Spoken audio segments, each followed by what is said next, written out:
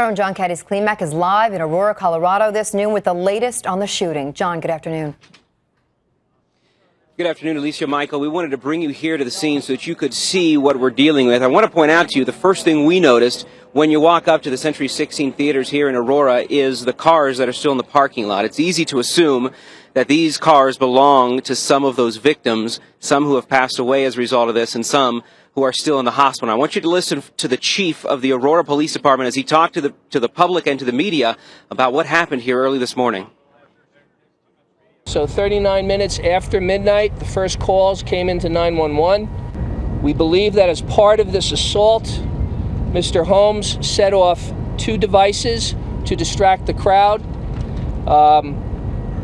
They ignited in some form and released some sort of irritant or smoke. There were many, many rounds fired.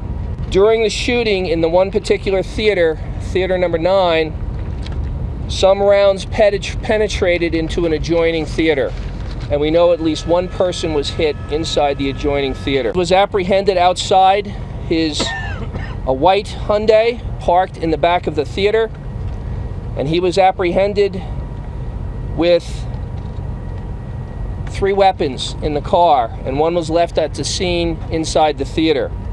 We are not looking for any other suspects. We are confident that he acted alone.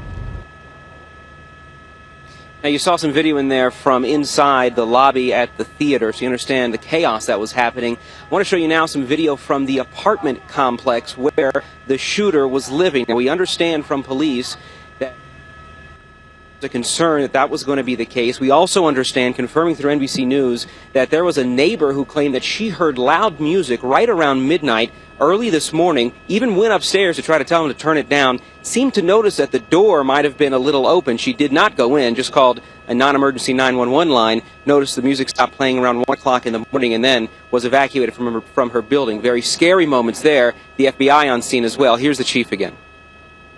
And our investigation determined that his apartment is booby-trapped with various incendiary and chemical devices and apparent tripwires.